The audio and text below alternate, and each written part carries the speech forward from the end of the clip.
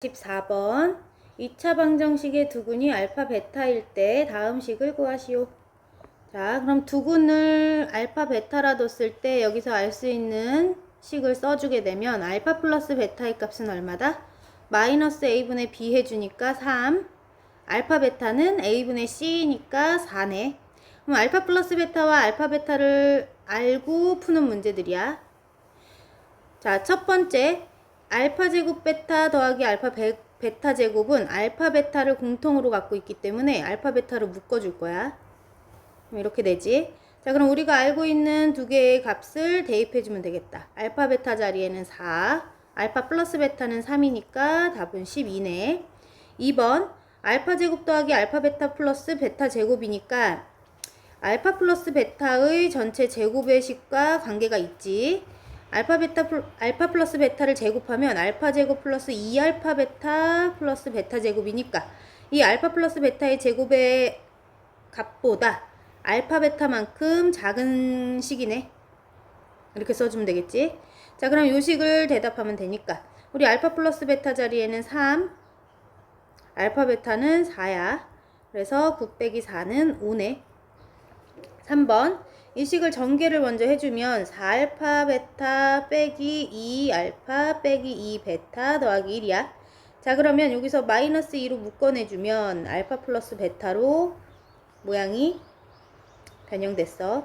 자, 그러면 여기에서 우리가 알고 있는 식의 값인 알파 플러스 베타 자리에는 3을 넣고 알파 베타에 4를 넣어줄게.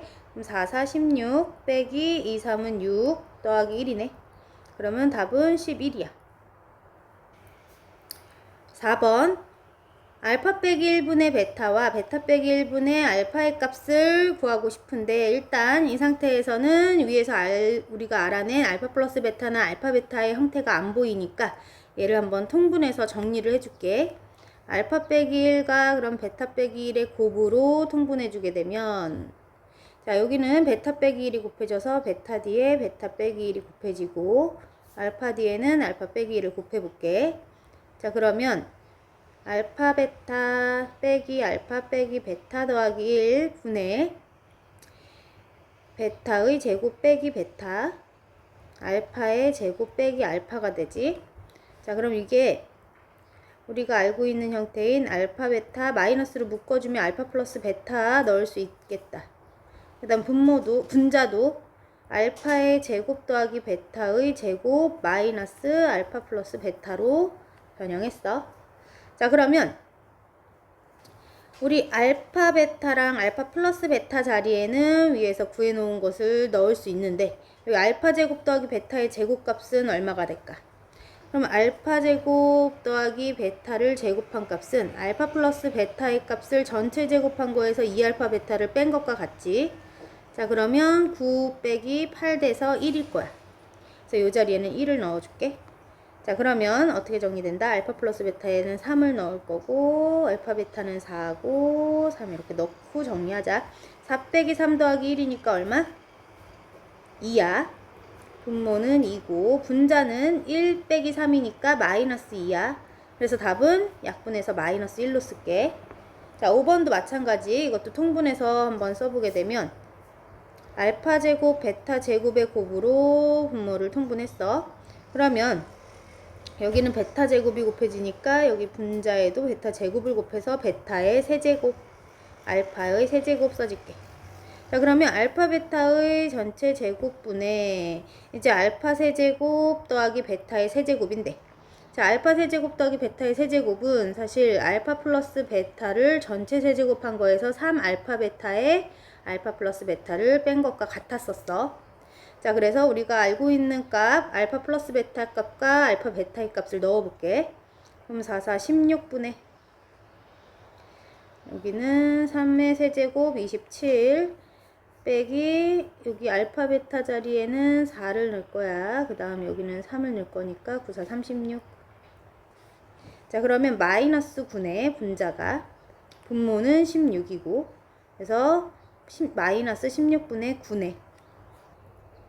245번 2차 방정식의 두근을 알파 베타라고 했을 때 그럼 우리 알파 베타를 이용해서 요 관계식을 써보면 알파 플러스 베타의 값은 마이너스 a분의 b 해줘야 되니까 2네.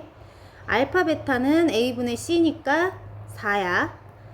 이걸 알고 푸는 문제고, 이 두 군이 알파와 베타이기 때문에 이 2차 방정식에 알파를 대입하고 베타를 대입해도 이 식은 성립해야지. 그럼 알파 제곱 빼기 2 알파 더하기 4는 0일 거고, 베타를 넣어도 성립이니까 베타의 제곱 빼기 2 베타 더하기 4는 0이야. 자, 근데 뒤에 주어진 식의 값을 구하여라 했는데 분모에 이렇게 2차식 모양이 들어있어. 자, 우리 이 2차식을 차수를 좀 낮춰서 정리하기 위해서 첫 번째 식을 알파 제곱은 얼마로 써주자? 2알파 빼기 4로 정리해볼게. 베타 제곱도 마찬가지. 베타의 제곱은 2베타 마이너스 4가 되겠지? 그럼 알파 제곱 자리에 2알파 빼기 4를 넣어보면 뒤에 빼기 알파 더하기 알파까지 같이 계산해주면 4는 없어지고 둘이 합쳐서 알파가 남아. 그래서 분모가 알파로 간단해졌어. 같은 이유로 베타 제곱 자리에 2베타 빼기 4를 넣을 거고 뒤에는 빼기 베타 더하기 4가 있으니까 얘네들도 베타로 간단해졌지. 자, 그럼 주어진 식이 다시 써지면 어떻게 써질 것이다? 얘는 알파분의 베타 더하기 베타분의 알파의 값을 구하여라로 바꿔 생각할 수 있겠다. 그럼 분모를 통분해서 알파 베타분의 베타의 제곱 더하기 알파의 제곱을 구해주면 되지. 자, 그럼 우리 알파 제곱 더하기 베타 제곱은 또 어떻게 쓸 수 있다? 알파 제곱 더하기 베타의 제곱은 우리가 알고 있는 식, 여기 알파 플러스 베타나 알파 베타가 들어있는 식으로 변형해주면 알파 플러스 베타를 제곱한 식에서 2 알파 베타를 뺀 것과 같지? 자, 그러면 알파 베타 자리에는 우리 4 넣기로 했고 알파 플러스 베타에는 2, 여기는 4를 한번 넣어볼게. 그럼 4 빼기 8 마이너스 4니까 약분해서 마이너스 1이 답이다.